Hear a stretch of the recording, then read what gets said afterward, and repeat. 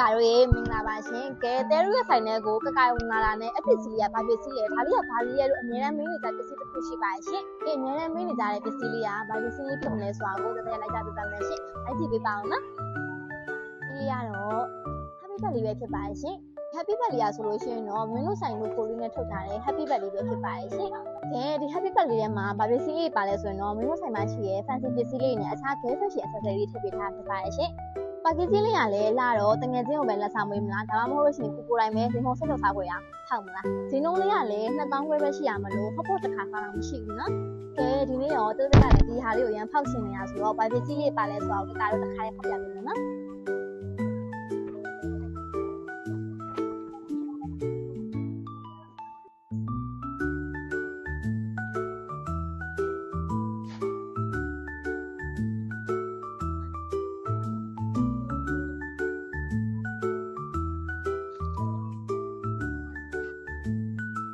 လေးဝယ်ချင်တယ်ဆိုလို့ရှိရင်တော့မင်းနဲ့ရန်ကုန်ဆိုင်လေးဆိုင်လေးရတော့လှမ်းအင်းစိန်ထဲမှာပေါ့စမ်းရင်မှတ်တိုင်ရှိစမ်းရင်6ထက်မှရှိရဲဒီနေ့ဆိုင်လေးပဲဖြစ်ပါရဲ့ရှင်အပြင်မှာကိုရန်လာရအာမပေးနိုင်တဲ့ကကရဲ့အတွက်လည်းမင်းတို့ရဲ့ဒီနေ့ဆိုင်လေးပြုလုပ်ပေးနေ TikTok လေးရလက်ဆောင်အားရအပလို့ရပါရဲ့ရှင်တဲတို့ရဲ့ဒီနေ့ဆိုင်လေးကရန်ကုန်မှာတင်မကပဲနဲ့နန်းမင်းမှာလည်းဆိုင်ခွဲအများကြီးရှိပါရဲ့နော်မင်္ဂလိတိုင်းအတွက်ဒီဒီစီစီဂျင်မီဖန်စီ